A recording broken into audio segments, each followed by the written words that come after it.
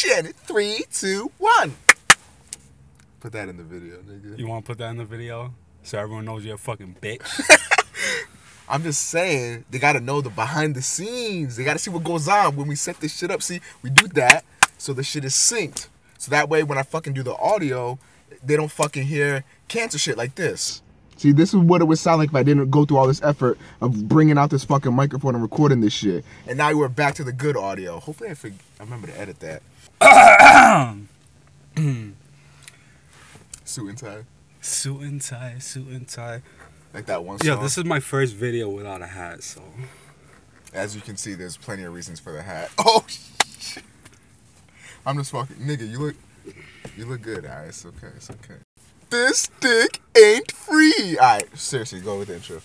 Not fucking around.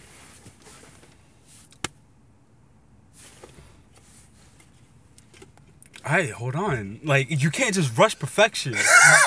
Shit. Leave a comment. I hope you do a good job editing this shit, man. Leave a comment if you'd rather have me do the intro. Everybody loves you, nigga, side. Yeah, yo, why you lying to me? Fuck. Might as well just change it to Eazy and Truth. Sounds much better. We'll be E.T. Shit. What up, everybody? Welcome to another episode of Truth and Eazy. It's your boy Eazy, twitter.com/ not backslash, / YC Flow Easy, Snapchat, YC Flow Easy, Instagram, YC Flow Easy. Follow the kid everywhere. Twitter, / Truth is a Champ 9. Snapchat, I am the Truth 9. Instagram, the Truth is Trouble. Alright, on today's episode, we're finally gonna review Kendrick Lamar's album, To Pimp A Butterfly. To Pimp A Butter motherfucking fly, dog. Yo, this album is on another level, man. Alright, so let's start off. So, 2012, he dropped his first major album, first major label album, Good Kid, M.A.A.D City. It was nominated for a Grammy. I definitely felt like he should have won it because that album was fantastic in my eye. And then he had the whole game in shock. Mouth dropped when a particular song dropped in the summer. Wasn't his song, but he was featured on it, called Control. And Control, he was just vicious. He name dropped like biggest rappers in the game today, like Drake, Big Sean, J. Cole. He was coming at a lot of people's necks. And he didn't really come at anybody's neck. He was saying, yo, this is all competition at the end of the day. Yeah, like the rap game, it is a competition. Some people, they understand where he's coming from. Yeah. Some people, they're sensitive, like, yo, why you gotta call me for it? Yo, he's just regardless, speaking the truth, it would cause an earthquake for real, man. All right, so he drops the Control verse, and I remember discussing with Eazy, like, this song, this verse that he dropped, we're thinking his next album, it has to be on point. It has to be on fire, because if you're gonna like name drop all these people, you better come correct with this next album. The first album was great. This one, you just have to ante up and just go next level. Right. So I feel like To Pimp A Butterfly, he definitely hit it out of the park with this one. Well, To Pimp A Butterfly is a great album, but the difference between dropping names and coming at everybody hard and dropping an album like To Pimp A Butterfly is very different. I felt like when he dropped that, he needed to make an album that would solidify all the shit he was talking, like, you know, him be a king, like spit, you know, angry shit, like, you know, he's top dog now and all that stuff. Yeah. I know that's not really what his albums really are. You listen to Section 80, Good Kid, M.A.A.D City, and that's not really what it was, but like that's what a lot of people were expecting. That's kind of what I was expecting. I was like, listen, bro, you just called out every motherfucker. Like you just went on fucking like Hot New Hip Hop or some shit and looked at every rapper. He's like, I put that nigga in, that nigga in, that nigga in, and coming at everybody. Yeah. And to do something like that, like you gotta make sure that, you know, your next shit is like going hard. That being said, To Pimp A Butterfly is nowhere near that. Instead, what To Pimp A Butterfly is an experience. Okay, I was talking to one of our co-workers actually, and he was saying that he was gonna go listen to the album. He was gonna like, I don't know, bump it in the car. He told me to play You for him, and I was like, I said no to playing You. I said no to playing any song other than the singles he dropped, like King Kunta. Yeah. Because you have to sit down and listen to this album from start to finish because it is a cohesive project. This thing needs to be digested more than once and all once at a time. You can't pick certain songs out and just listen to them, like King Kunta, Black of the Berry, I. Like those songs you can just pull out and listen to, but everything else has to be within context of the album. Even You, which is a great song, needs to be in context of the album because the way it transitions from the song before it just needs to happen that way. So with that being said, To Pimp A Butterfly, top 3 and bottom 3, we're gonna get into it right now. So why don't you kick it off? All right, so you want to start off with the bottom or the top? We'll go with the bottom. Want to go with the bottom? All right. For the bottom 3, I gotta go with For Sale, Interlude. I gotta go with All Right. I don't agree with that one, but I gotta go with All Right. And all right, when it comes to bottom 3, it's definitely hard because I definitely like this album, but I have to force myself to pick a bottom 3. Doesn't mean they're bad songs like we discussed before, but I have to pick 3. The third one, I really like this song, but I gotta go with I gotta go with I almost put I in my bottom 3 just because I think, like, I love the live version, don't get me wrong, but like I was kind of, when I was listening to the album, I was like, oh shit, I's next, great, I can't wait to listen to it. But it was the live version, and he stopped sort of in the middle of it. And don't get me wrong, like that is essential for the album because of, you know, the story that it tells. It fits perfect. Exactly, with the album. It fits perfect with the album. But as a song in general, I was really looking forward to listening to I. You know, just like, and I love myself. But you know, it was the live version, didn't carry as much energy, and then it stops sort of midway through, and you know, it goes on with the skit, and then he's saying. But I really do like the message that it carries. Like at the end, he's like, "That's why I never say fuck niggas, cause think about what you're saying. Fuck niggas." And I was just like, you know, that shit's real. But anyway, go on to your reasons. So yeah, when it comes to I feel like I definitely love the song. It won 2 Grammys before the album dropped. I saw the track list and I noticed I was a little bit extended from the original version. And then once it got to that song, I'm like, yes, finally, they're going to play I. And then I noticed it started off different, and then it was the live version. And when it comes to songs and it being like the live version, I just don't like it. But with this song, it definitely fits with what the album's talking about. And especially at the end when he's preaching like to the crowd, it definitely like stands out a lot for this album. For Sale, it was an interlude. It's kind of forgetful in my head. It's pretty much a skip. And All Right, I like the song, but like I said, it was pretty hard to pick a bottom 3. All Right, I just felt with this song in particular, it just didn't stand out with the rest of the tracks in my eye when it comes to this album.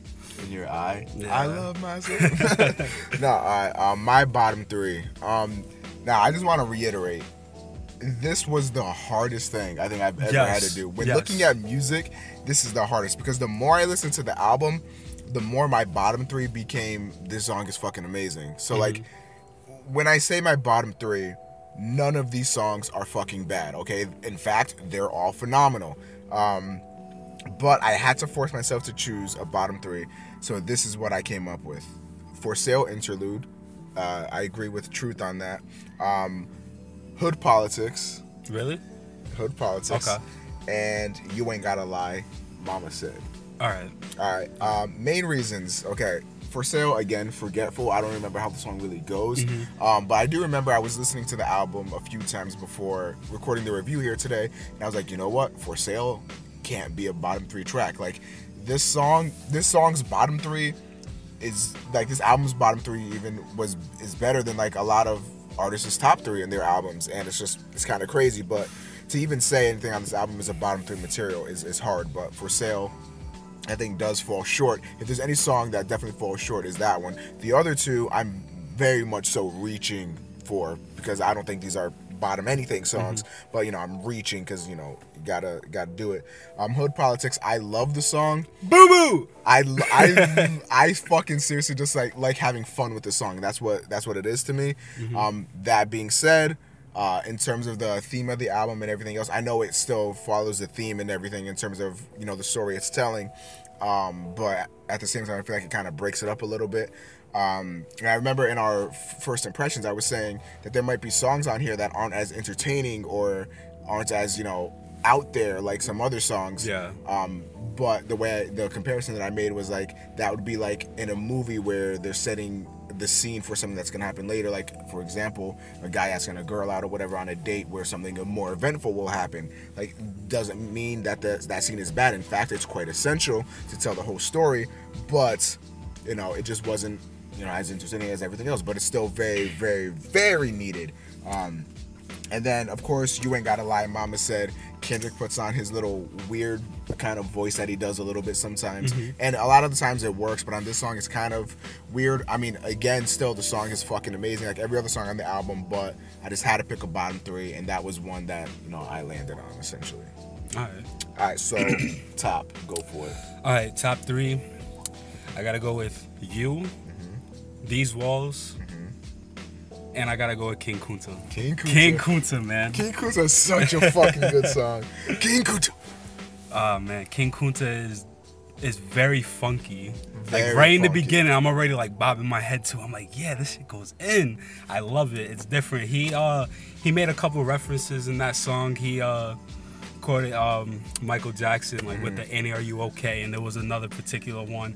It was like an old Snoop Dogg song from back in the day. That song definitely stands out in my head. These Walls, that one's a very like in-depth track right there. It's discussing him like being with a girl, and then like she's like the baby mama of the guy like killed his best friend, and I was like, this is fucking deep shit. Fucking crazy. It's really crazy. And I remember listening to the album the first time, that song definitely like stood out in my head as well. Yeah.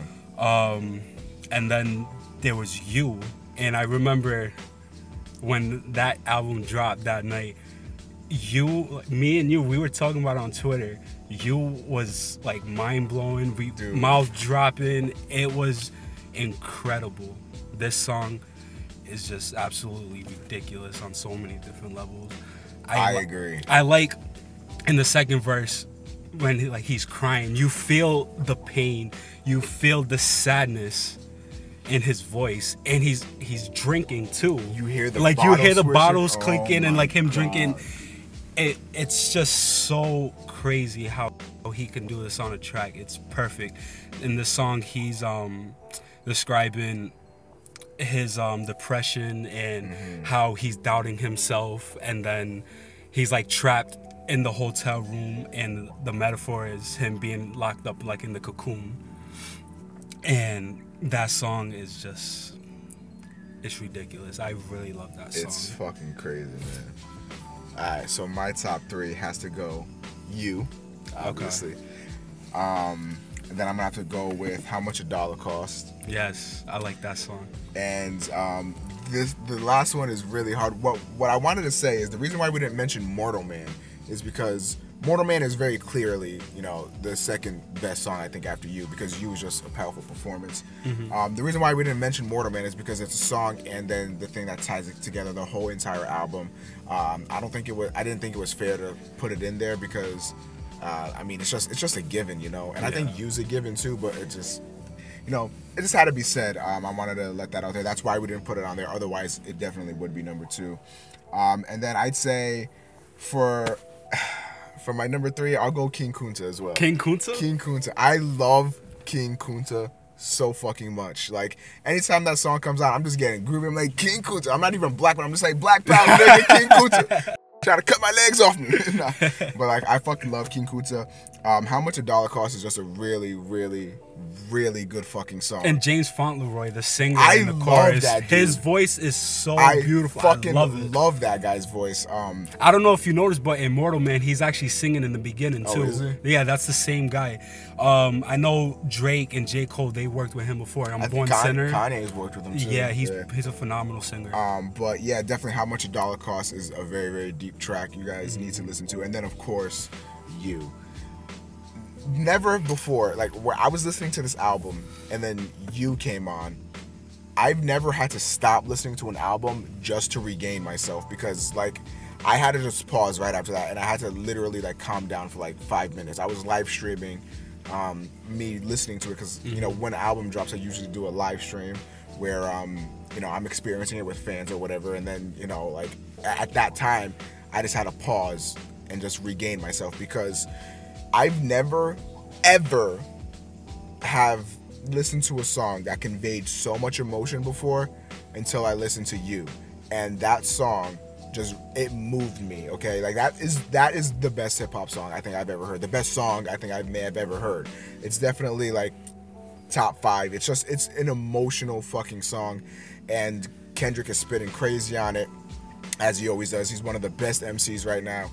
And it's just ridiculous to hear how torn up he is. He's talking about how he's in like a hotel room and he's fucking and he's just like laying on the floor and he's drinking and he's doubting himself and he's just broken. He's a broken fucking person. And it's just like, to hear that in a song, and not only that, but to have that song make you feel it so fucking well is artistry. That is just basically what it is. This song is pure artistry. And that being said, this album in itself defines artistry. Like I said in the beginning, this is not a song you're gonna, you know, pick a few songs off of and then it's like blast it in the car while you're driving down with your boys or whatever. I mean, you can, but unless your boys are like people that like really like, you know, listening to hip hop and stuff like we do, because we'll play it in the car or whatever while driving and stuff. But this is an album you really just need to experience. Sit down by yourself, you know, blast your headphone speakers, whatever you've got, and just soak in this album. This album in the beginning has a very funk vibe. Yeah. It's very, very different. You were not expecting this. I'll tell you that much right now. You were not expecting this coming out of Kendrick Lamar.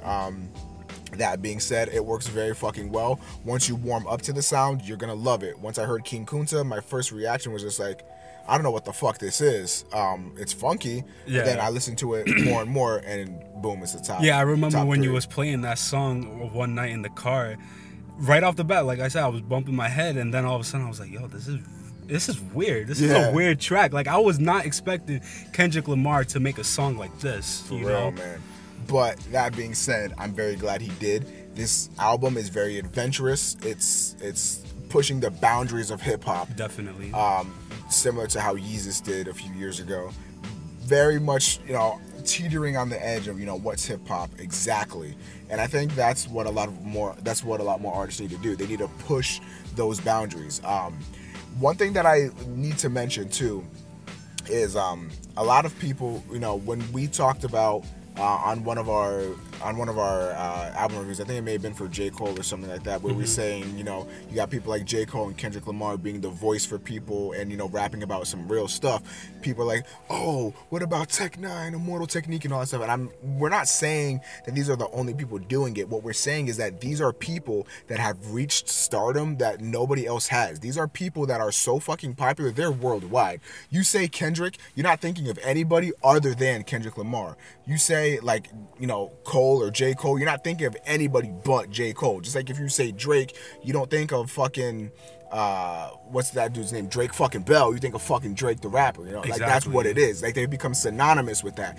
And they're using their big, huge name not to continue on with that, like, not to throw Drake under the bus because I love Drake, but not doing what Drake does essentially, but they're doing it and they're giving power to people. They're giving people a voice. They're using their fame and not letting the fame get the better of them, and they're using that to better not only music as a whole, but the world as a whole. Because now you've got kids coming up listening to J. Cole and Kendrick Lamar, and is doing them a lot of good, because these people, they're rapping about real stuff, and they've reached that point of stardom where they can really, really make a huge difference. Not that they're the only ones doing it, or that they're doing it better than anybody else. It's just that they have reached a point where they're, whatever they say is making earthquakes, and they're doing very great by that. And To Pimp a Butterfly does that beautifully, especially with Mortal Man at the end when he's speaking to one and only Tupac.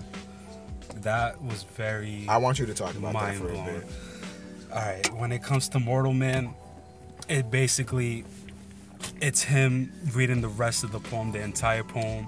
When you listen to the album, towards the end of certain tracks, he's reading the beginning of the poem, and then as the album continues, he's reading more and more about the poem. Then Mortal Man comes, and then towards the end of the song part of Mortal Man, he's reading the poem to Tupac, and then he starts asking him questions about like the future of his generation, and then Tupac's telling him what's up. And I forgot what he said, but he said something that really was like mind-blowing about the black man reaching like maximum strength, and then after like 30. Yeah, he was like, the best time to use your voice is now, while you're a teenager, while you still have the fight in you, because by the time the black man reaches 30, the system is already beating you. Like you're just done at that point. And he always said, you never see any loud mouth 30-year-old man or anything like that. And I was just like, and Kendrick's response is like, yo, that's crazy, because it's true. Like you don't see any like older people like talking loud and about shit. Yeah. And then the last part of the song, I don't know if it was his, I think it was his friend poem, like describing him, Kendrick, and is basically describing what To Pimp a Butterfly really is. Exactly. Once he finishes the poem, he asks Tupac, what's your perspective on that? And then Pac was gone. And the last things that he was saying was Pac, Pac, Pac. And then silence, and then the album ends. Album ends. Fucking perfect. Okay, like that was the best ending to any album of all time. Yeah. The explanation of To Pimp a Butterfly gets perfectly illustrated for you right at the end, talking about how the caterpillar and the butterfly are not too different or anything like that, and talking about how they have to build a cocoon to where they would eventually become a butterfly, and talking about how the world, or in this point the industry, will try to pimp you out and say, you know what, here's these chains, these cars, these women, everything. You're like boring, that. we'll give you all this shit so you could blow up. Exactly. And staying a butterfly or staying a caterpillar and working on your cocoon, and then eventually bursting out and having your freedom, is what he quotes it as a butterfly, and finally just being this big beautiful thing that you don't have your self-confidence issues anymore. You love yourself, you're at peace with yourself, and the industry again is trying to pimp you out and do all that stuff, but you never let it get to you. And it's crazy because the caterpillar and the butterfly are both synonymous with not only Kendrick but also Tupac. Definitely. So when he says, what's your perspective on that, and Tupac doesn't answer, the butterfly is gone. Kendrick will one day have that same fate. He will one day be the butterfly that is gone, just like Tupac. So it will leave you speechless, and it is fucking crazy the way it paints all the pictures. It does everything perfectly. When I listened to it, I was just, my jaw dropped, and I was immobilized for a good few minutes. I couldn't do anything. I just couldn't believe what I listened to. This album is perfect. Like, this album is perfect. It's not music. It's so much more than music, and that's really what hip hop can come down to most times. Is you have somebody that's speaking to you, right? Like with other music, you're sort of hearing it and listening to it most of the times, and they're speaking to you. But with hip hop, I feel like it's just so much more personal to me. I don't know. I don't know if it's because they're not really singing, they're not like putting on an act. It's sort of like them just talking to you. So like you feel really, really close with the artist most times, and it's crazy. And Kendrick Lamar uses that to the fullest ability and creates a perfect album, one that will probably be talked about years from now. To Pimp a Butterfly. Most people, they might not like the album because it's not full of bangers, songs that you go driving around, bumping in your car with your boys. It's more than that. It's an art piece, you know? And I feel like people who really love hip-hop, whether it's new, old school, you'll definitely appreciate this album a lot because it's more than that. It's definitely art. Anybody that appreciates music in general and doesn't have Yes. a negative stigma towards hip-hop, because a lot of people do, judge hip-hop unfairly, but the people that actually genuinely care about music, you will love this album. Like, you don't have to like it, but you have to respect this album big time. And I think that's what it comes down to. A lot of people will say, I respect the album, and the album is great at what it does, but the sound isn't for me, and that's fine, because it's a very, very daring sound. It's totally understandable, but what the album represents and its artistry and everything like that is just bar none perfect. You got anything else to say? After listening to this album, I'm just speechless because I wasn't expecting Kendrick Lamar to come out with an album like this. Right. Definitely outside of the box, definitely out of his comfort zone. And To Pimp a Butterfly, I feel like it's definitely a perfect art piece and it's a great storytelling experience. I agree. To Pimp a Butterfly, we don't give ratings because I think ratings are bullshit. Because one album could get a 7, but another album could get a 7, but one album could clearly be better than the other album, shit like that. But if we were to give ratings, this would be a 10 out of 10, an A+, 100 out of 100, whatever the fuck. This album is perfect and needs to be in your library. That's just how it goes. All right, for another episode, it's your boy Truth. It's your boy Eazy. Twitter.com/YCFlowEazy. Snapchat, Instagram, same shit. Like, comment, share, subscribe. All the links are down below. We appreciate the feedback. This is just the beginning. We're still learning. This isn't the final setup yet. Exactly. We're still grinding out here. We're still trying to come up with ideas. It's just gonna get crazy soon, man. I got a lot of shit planned, but it's just gonna get crazy. Anyway, don't let the industry pimp you, all right, man. You stay true. You work on that cocoon. You'll be a butterfly one day. Be a butterfly like us one day. You know what I'm saying? Flying through the air and shit. But thank you guys for watching. We appreciate your viewership. See you next time. Peace.